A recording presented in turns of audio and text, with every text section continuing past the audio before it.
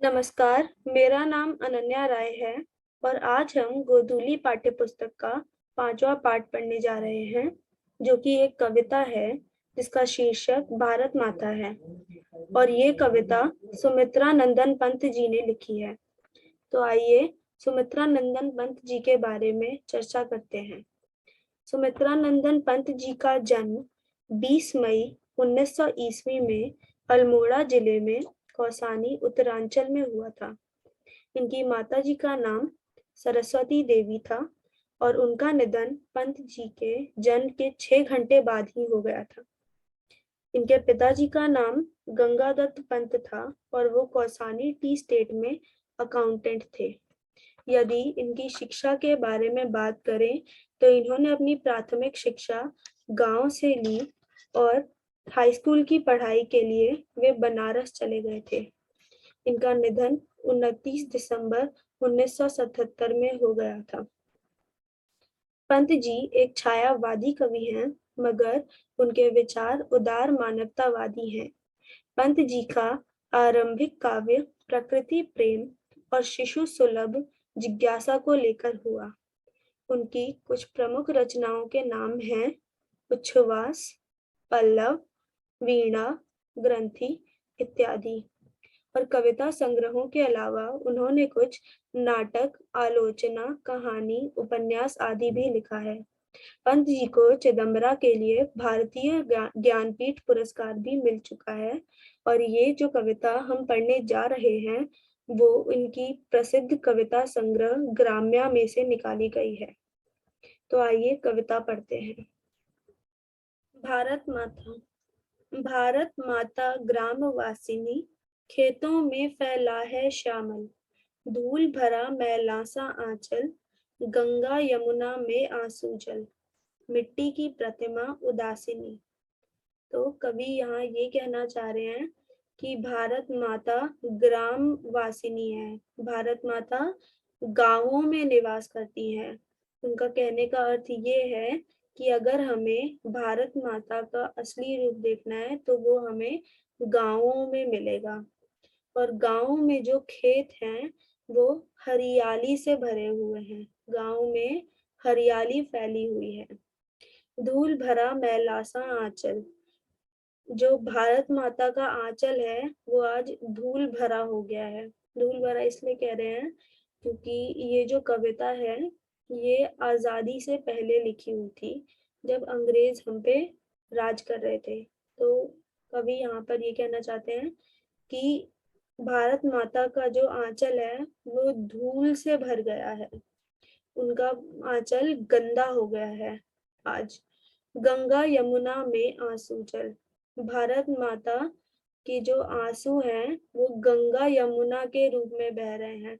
भारत माता अपने बच्चों की दीनता को देखकर रो रही है। ऐसा लग रहा है कि जो गंगा यमुना में जल बहता है वो भारत माता के आंसू बह रहे हैं।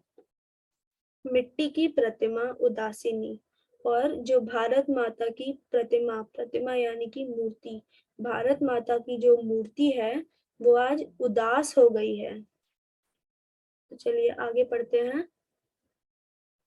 दैन्य जड़ित अपलक नत चितवन, अधरों में चीर नीरव रोदन, युग युग के तम से विस्मण मन, वह अपने घर में प्रवासिनी। दैन्य जड़ित अपलक नत चितवन, दैन्य जड़ित यानी कि जो ब्रिटिशर्स हैं, जो अंग्रेज थे, उन्होंने हमारी भारत माता को जकड़ लिया है और ऐसा लग रहा है कि हमारी भारत माता एक टक ताके जा रही हैं। उनकी जो पलकें हैं वो नीचे गिर ही नहीं रही हैं, वो बहुत निराश हो गई हैं। अधरों में चीर नीरव रोदन, और जो भारत माता की जो जनता है, जो बच्चे हैं भारत माता के, वो दिन रात अंधेरों में रो रहे हैं। युग युग के तम से विस्मण मन, और यहाँ पर कवि ये कहना चाह रहे हैं कि युगों युगों से, बहुत सालों से जो भारत माता के ऊपर अत्याचार हो रहे हैं, जो उनको कब्जा किया जा रहा है, तो इस वजह से भारत माता एकदम उदास हो गई हैं। वह अपने घर में प्रवासिनी, पर ऐसा लग रहा है कि भारत माता अपने ही घर में एक प्रवासी की तरह रह रही हैं। वो अपने ही घर में प्रवासी बन चुकी हैं। चलिए आगे बढ़ते हैं। 30 कोटि संतान नग्न तन, अर्ध क्षुधित शोषित निरस्त्र जन, मूढ़ असभ्य अशिक्षित निर्धन, नत मस्तक तरुतल निवासिनी। तो यहाँ कवि भारत माता जो जिन समस्याओं से गुजर रही थी उस समय उनका व्याख्यान करते हैं। तो कहते हैं 30 कोटि संतान नग्न तन, जो भारत माता की 30 करोड़ की संतानें हैं वो नग्न तन है, उनके पास कपड़े भी नहीं है पहनने के लिए। अर्धक्षुधित शोषित निरस्त्र जन, वो भूखे पेट हैं, शोषित हैं और उनको उनके पास अस्त्र भी नहीं है विरोध के लिए। मूढ़ असभ्य अशिक्षित निर्धन, वो मूढ़ हैं, असभ्य हैं, अशिक्षित हैं और गरीब हैं। उनके पास पढ़ने लिखने की भी का भी अवसर नहीं है, इसीलिए वो असभ्य और निर्धन है। नतमस्तक तरुतल निवासिनी, हमारी जो भारत माता है इन समस्याओं की वजह से उनका जो सिर है वो झुक गया है।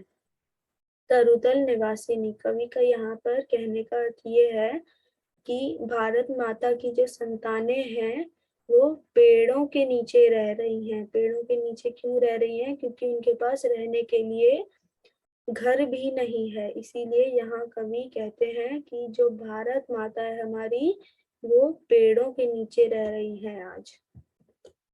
आगे बढ़ते हैं। स्वर्ण शस्य पर पदतल लुंठित, धरती सा सहिष्णु मन कुंठित, क्रंदन कंपित अधर मौन स्मित, राहु ग्रसित शरदेन्दु हासिनी। स्वर्ण शस्य, जो सोने जैसी फसल है, हमारे देश में जो सोने जैसी फसल उगती है वो आज अंग्रेजों के पैरों द्वारा रौंदी जा रही है।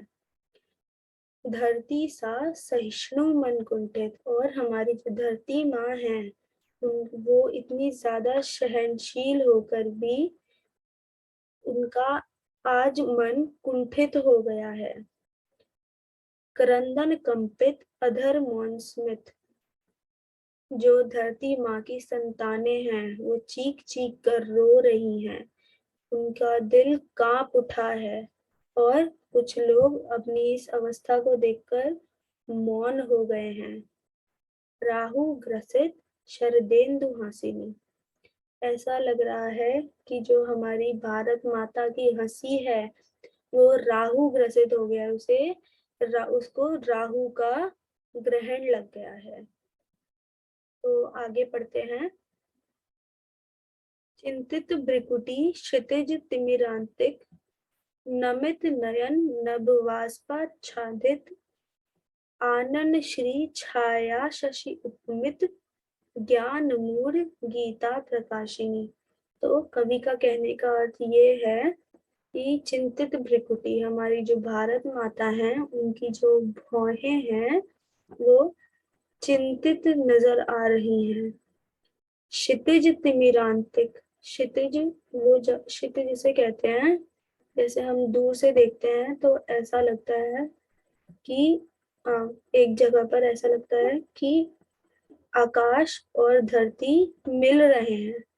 तो कवि का यहाँ पर कहने का अर्थ ये है कि दूर दूर तक देखने पर भी कोई आशा की किरण नहीं नजर आ रही है, हर तरफ अंधकार ही अंधकार है। नमित नयन नभ वाष्पाच्छादित, हमारी जो भारत माता है उनकी आंखें नम हो गई हैं और जो आकाश है ऐसा लग रहा है वो धुंध से भर उठा है। आनंद श्री छाया शशि उपमित, जिस तरीके से चंद्रमा के सामने कोहरा आ जाता है तो वो छाया ग्रसित दिखाई देता है, उसी तरीके से आज हमारी भारत माता का जो मुख है, उनकी शोभा छाया ग्रसित दिखाई दे रही है। ज्ञान मूढ़ गीता प्रकाशिनी। कवि का यहाँ कहने का आशय ये है कि जो भारत माता पूरे संसार में गीता का पाठ पढ़ाती थी, वही आज ज्ञान के अभाव में है। भारत माता की संतानों को पढ़ने लिखने के लिए भी नहीं मिल रहा है। तो चलिए आगे पढ़ते हैं। सफल आज उसका तप संयम, पिला अहिंसा स्तन्य सुधोपम, हरति जनमन भय भवतंभ्रम, जगत जननी जीवन विकासिनी। तो ये जो पंक्तियां हैं, ये कवि ने आजादी के बाद लिखी थी।